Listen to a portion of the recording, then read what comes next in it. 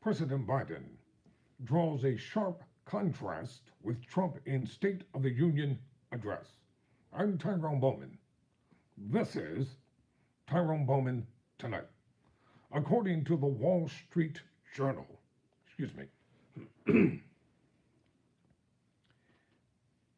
President Biden on Thursday sought to convince Americans that his policies have bolstered the economy and protected their freedoms in a State of the Union address designed to draw a contrast with Republicans and former President Donald Trump. Biden delivered a feisty election year speech before a joint session of Congress, came 2 days after Trump cemented his position as the presumptive Republican nominee, with victories in nearly all of the Super Tuesday states, setting the stage for an unusual rematch between two candidates who have both sat behind the resolute desk. Biden appeared to relish a give and take with congressional Republicans who largely opposed his agenda. At one point, he asked, "Oh, you don't like that bill, huh?" referring to the bipartisan border agreement in the Senate that would have allowed the government to expel migrants if crossing surpassed a deadly threshold of 4,000. Trump opposed the plan and urged congressional Republicans to reject it.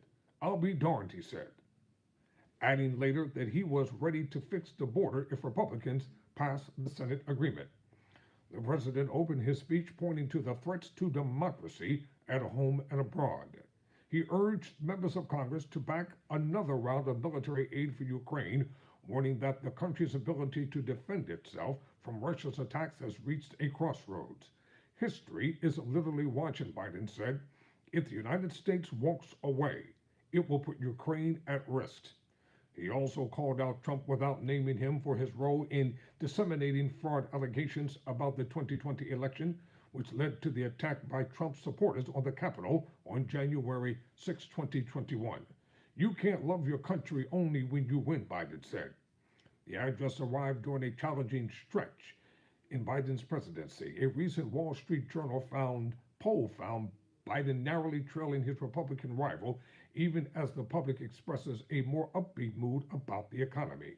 Polls in battleground states also show the president behind Trump in head-to-head matchups. "I inherit an economy that was on the brink," he said. "Now our economy is the envy of the world."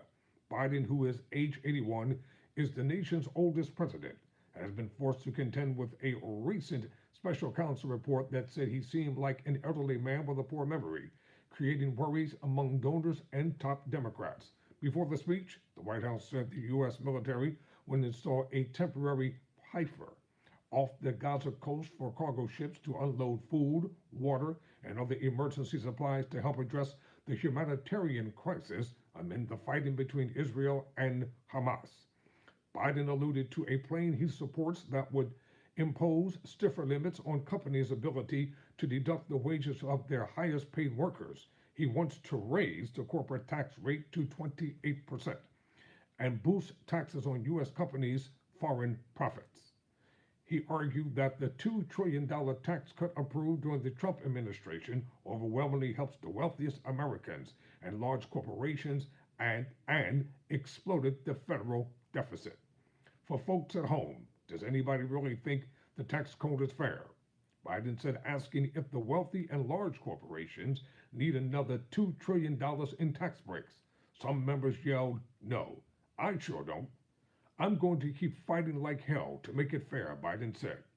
The televised address offered Biden what will likely be his largest and audience of viewers until he addresses the Democratic National Convention in August. Abortion rights played a prominent role in this speech. Democrats viewed the Supreme Court's 2022 decision overturning Roe v. Wade that eliminated the right to the procedure as a powerful persuasive force in November's elections. Inside the chamber, members of the Democratic Women's Caucus dressed in white in support of reproductive rights. Biden said his predecessor was determined to see Roe v. Wade overturned and added, "Look at the chaos that has resulted." He said, "Many of you in this chamber and my predecessor wanted to pass a national abortion ban, suggesting it would be an opening salvo. My God, what freedoms will you take away next?" House Republicans who are at odds with the White House over a number of priorities didn't expect the speech to break the divide or convince voters that they are benefiting from Biden's policies. He keeps trying to quote reset, and now the speech is going to be the greatest reset, the launch. His launch, I think, is going to be a lot like one of North Korea's rockets. It's going to go right into the ocean, said Representative Tom Emmer, a representative from Minnesota, the House Majority Whip, whatever. Foreign conflicts in the Middle East and Ukraine figure prominently in the speech. Biden has been seeking a 6-week humanitarian pause in the fighting in Gaza between Israel and Hamas, urging the parties to agree to the temporary ceasefire before the start of the Islamic holy month of Ramadan next week. Those hopes were likely dashed earlier Thursday when Hamas pulled out of talks aimed at seeking a ceasefire. Progressives within Biden's party have urged him to seek a tougher line against Israel Prime Minister Benjamin Netanyahu and demand a permanent ceasefire. Those concerns surfaced in the form of uncommitted votes in Michigan and Minnesota's presidential primaries. A large gathering of protesters calling for a permanent ceasefire in Gaza took over a street near the U.S. Capitol ahead of Biden's address, with many donning shirts that read Biden's legacy equals genocide.